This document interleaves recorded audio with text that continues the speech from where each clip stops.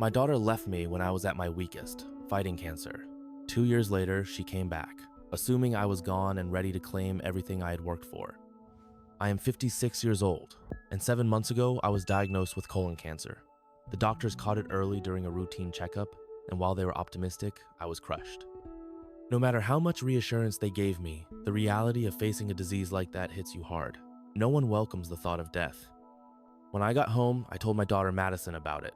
She reacted just like I did, stunned, overwhelmed, lost. We had always been each other's only family. Her mother was still alive somewhere, but she had been absent from both of our lives for a long time. I had been raising Madison alone since she was 8. My ex-wife Rebecca and I had separated on good terms about 14 years ago. We had simply fallen out of love, and she moved to Atlanta with some new guy. I stayed behind, raising our daughter the best way I knew how. Madison had never been an easy child. The divorce hit her hard, and she took it out on her mother by cutting her off completely. She ignored every call, every message. No matter how many times I tried to explain that sometimes relationships just do not work out, she would not hear it.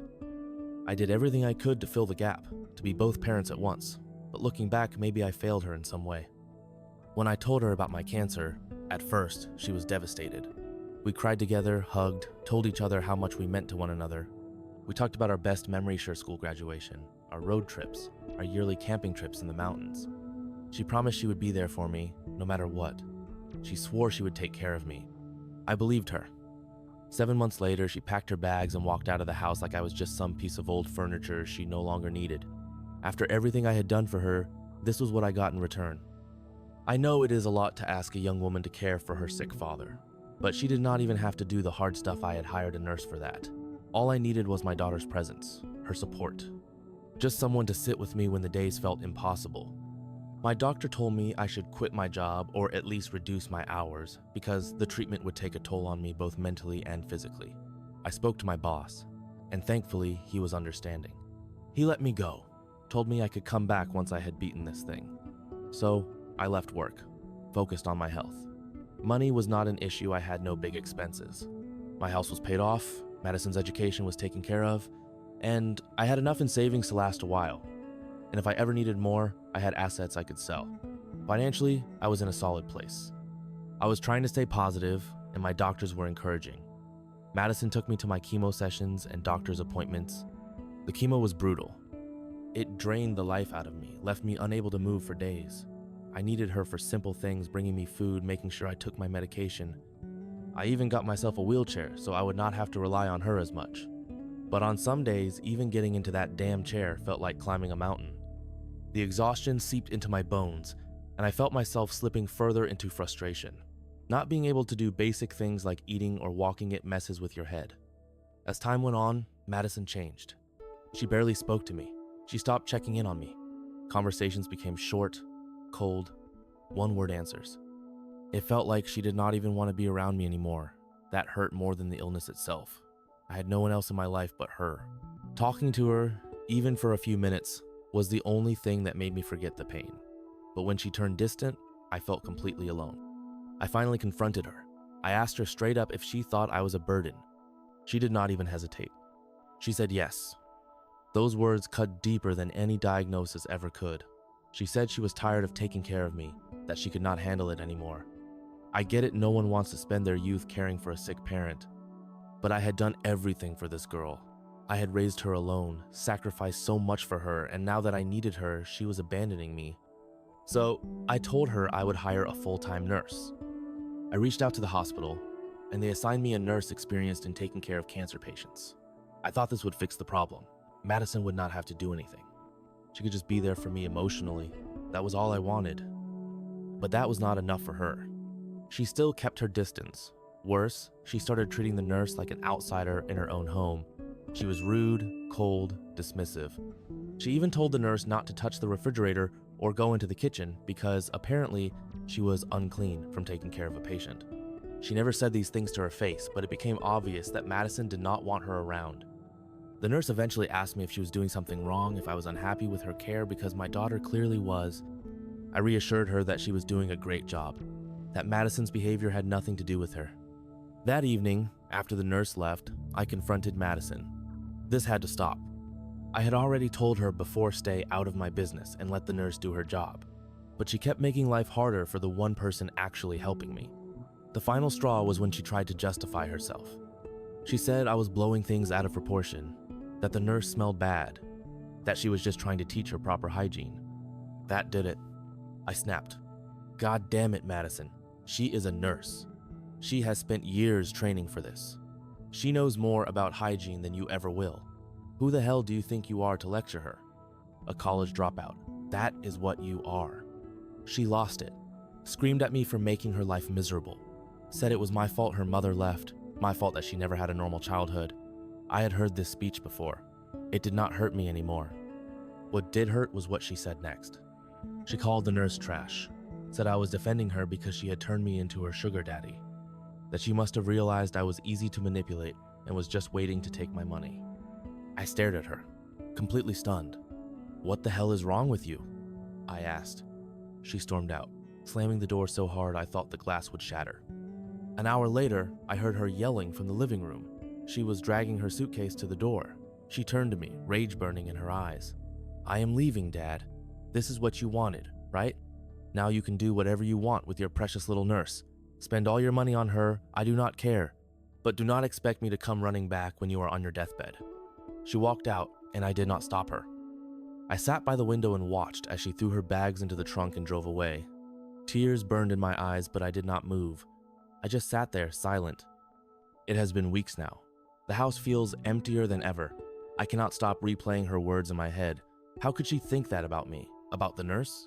I feel like a failure, as a father, as a husband, as a man. For the first time in my life, I do not know if I even want to keep fighting. During my treatment, I lost my hair, lost weight, but I kept my head up, determined to push through and come out on the other side. It sounds strange to say, but looking back, I think Lauren moving out was the best thing that could have happened to me. When she left, it was like all the negativity packed up and went with her. The air in the house felt lighter. I could finally breathe. For years, I had built my entire life around her. I sacrificed my own happiness to make sure she had everything she needed, but what I learned, what she forced me to learn, was that I had taken it too far. I let her take advantage of me, let her make me her emotional punching bag, and I just stood there, taking every hit. Not anymore. Those days are over. I am ready to rebuild my life.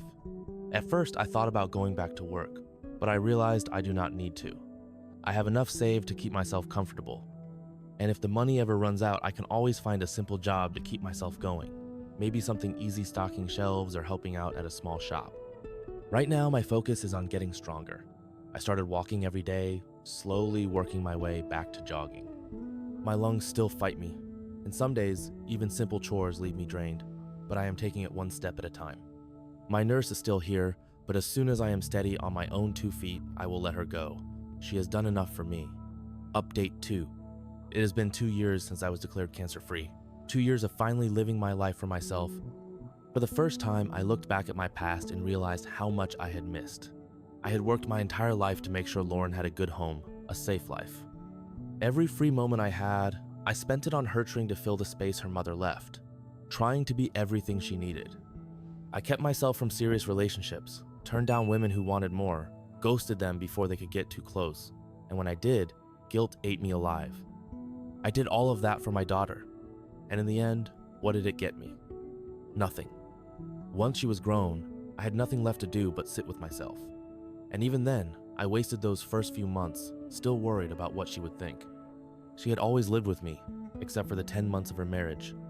I knew she would never accept another woman in my life, but why did that matter? I was free now. So, after getting the all clear from my doctors, I decided to start dating again. It was awkward at first. Hell, I had not dated in decades. And let me tell you, times have changed. These women talk in ways I can barely keep up with. I actually had to Google some of the phrases they were using. Felt like I needed a damn dictionary just to get through a conversation. But eventually, I met someone who just fit. Her name is Lisa. She is in her early 50s, and she has been through her own share of hell. Her husband cheated on her, not once, not twice, but repeatedly. She gave him chance after chance, hoping he would change for their daughter's sake. He never did. Eventually, she packed up and left, raised her daughter on her own. Now that her daughter is in college, she decided to give dating another shot. Funny enough, it was her daughter who pushed her to put herself out there again. When she talks about her daughter, she lights up. And sometimes, I will admit, I feel jealous. Not in a bitter way, just in a what did I do wrong kind of way. How did I give my daughter everything and still she turned her back on me?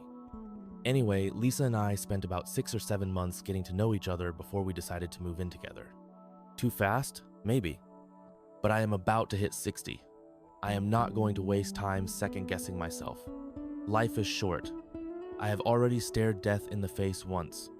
I know I do not have forever. At first, we talked about her moving in with me, but Lisa had other ideas. She has an incredible sense of style, and her house? Beautiful. She put so much work into every little detail. And honestly, my place? Falling apart. I never had the energy to keep up with it, let alone make it into something worth holding on to. So I made a decision. I sold my house. That's right. Sold it. More money for me. More freedom. Why should I leave that house for Lauren, the same daughter who left me to die? That all happened months ago. Why am I bringing this up now? Because last week I saw a ghost. Or rather, my daughter did. Lisa and I were relaxing when my phone rang. It was Andy, the guy who bought my house. He was pissed. Apparently, some woman had broken onto his property and caused a scene. She even got into it with his girlfriend. Started screaming at her, calling her names, saying she had stolen the house from her father. Andy explained that this woman had shown up with a Kimi old key and tried to let herself in. When it did not work, she started pounding on the door. Andy's girlfriend opened it, only to be met with a wave of insults. This woman Lauren was calling her every name in the book, saying she had slept with an old dying man just to steal his house.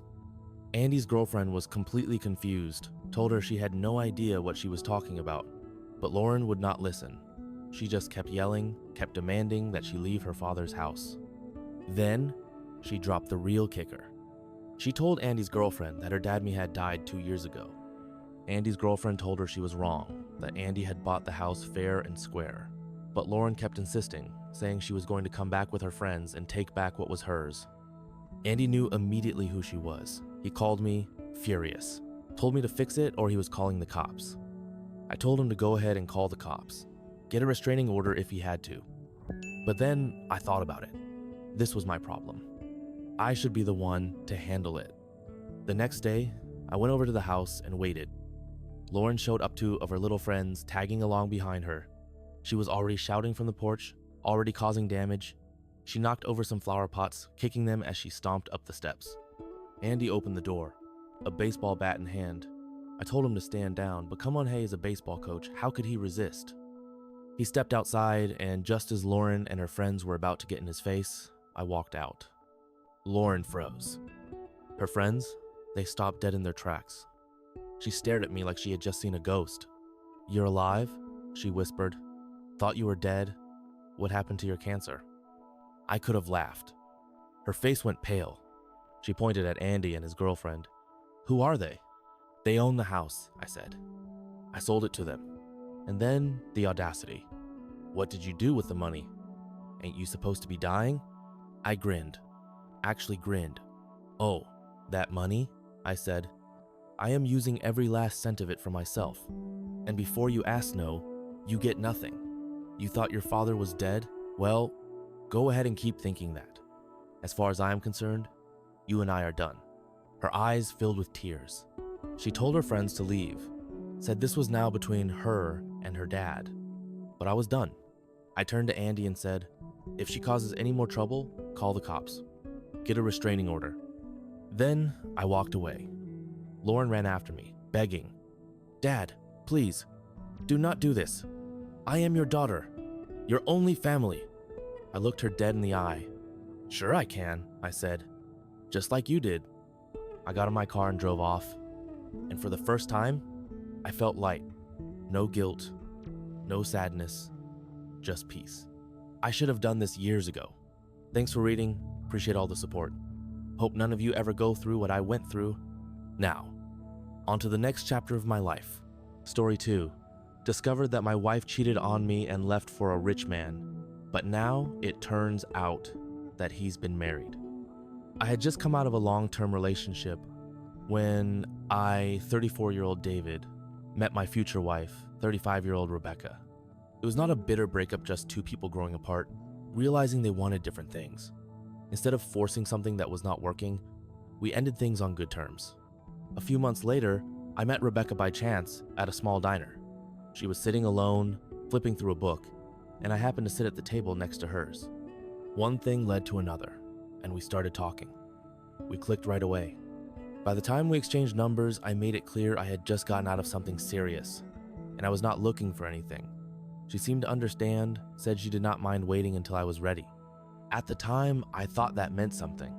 I thought it meant she truly cared about me. Turns out, I was wrong. Back then though, it felt like I had found the perfect woman.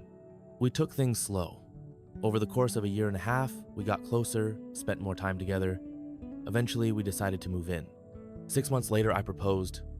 The wedding went smoothly, no disasters, no cold feet. Everything felt right. At the time, we were both doing well financially. We were not rolling in money, but we were comfortable both working steady jobs, saving up, planning for the future. Our relationship seemed solid. Sure, we had our ups and downs, but that was normal. Overall, it felt like we were building something good together. For the first 3 years, things were great. And then she started spending a lot more time at work. She told me she had been put on a big project, something challenging, something that required long hours. I believed her. Of course, I missed her. She was barely home. But I understood when I had big projects at work, she supported me. So I did the same. I kept asking when she would be finished, and she kept pushing back the timeline. 6 months passed, and she was still coming home late, still spending weekends at the office. Something was not adding up. So I started paying attention. She kept her personal laptop clean, no suspicious messages, no signs of anything strange. But her work laptop, that was a different story. One night, when she was out grabbing dinner, I opened it. I was not sure what I was even looking for, but I found it. Emails. Dozens of them. From an email account I had never seen before. They were all from one guy. They were not about work. They were about them. Romantic. Sexual. Explicit. I felt sick. By the time she came home, the laptop was sitting on the table, screen still open. She took one look at it and froze. She did not even try to explain. She just stood there. I asked, "Who is he?" And just like that, she snapped. She started yelling not about the affair, but about how I had invaded her privacy, how I had no right to go through her work laptop. I almost laughed in her face. She had been using her work laptop to send these messages, and I was the bad guy? I asked her again, "Who is he?" Eventually, she admitted it. He was a former client, someone she had worked with months ago. Their business deal ended, but their relationship kept going. I asked if she loved him. She said yes. She told me she was going to tell me eventually that she was planning to ask for a divorce. I did my own research after that. Turns out, this guy was loaded. Not just rich, filthy, stinking rich. And suddenly, everything made sense. Rebecca had always liked the finer things in life. She said she wanted to work for them, but I guess she found an easier way. Maybe she was like this all along. Maybe I was just too blinded by love to see it. Either way, our marriage was done. She pretended to fight for it, probably because she thought that was what she was supposed to do. But the divorce was inevitable. Within a few months, we went our separate ways. I had never imagined myself being divorced. Yet, there I was, alone. Meanwhile, Rebecca moved on fast. She flaunted her new relationship all over social media. Engagement photos, lavish trips, expensive gifts. It was like she was showing off, like she wanted the world to know she had upgraded. But then, the truth came out. Her fiancé was already married. He had told her he was a widower. That was a lie. His wife was alive. She had just been staying in another country, taking care of a sick relative. And when she came back, everything blew up. His engagement to Rebecca was over. Not that it mattered, he could not marry her anyway. He was already married. Rebecca's whole world collapsed overnight. And just like that, her social media went from luxury vacations to meltdowns. She ranted about losing her soulmate. But we all knew the truth. She was not mourning a lost love. She was mourning his bank account. While she was spiraling, I reconnected with someone from my past. Before I met Rebecca, I had been getting close to a woman named Natalie. Back then, I had cut things off before they got serious. I had met Rebecca, and I thought she was the one. Funny how life works. Natalie and I started talking again. At first, we were just friends. But over time, it became clear we still had a spark. She knew all about my divorce. She listened. She understood. And when Rebecca found out, she lost her mind. She went on a full-blown social media attack. She posted about me, about Natalie, about her ex-fiance. She went off the rails. It got so bad, her job got involved. She worked for a big company, and they were not happy about the kind of attention she was bringing to their name. They put her on probation. I, on the other hand, I deactivated my social media, walked away from all the drama. I had better things to focus on. As far as I know, Rebecca got demoted. She does not make nearly as much money as she used to, but that is not my problem. She did this to herself. If she had just been happy with what she had, none of this would have happened. As for me, I am taking my time. Natalie and I are good. We are talking about marriage, but we are not rushing. I am in no hurry. I will not make the same mistake twice.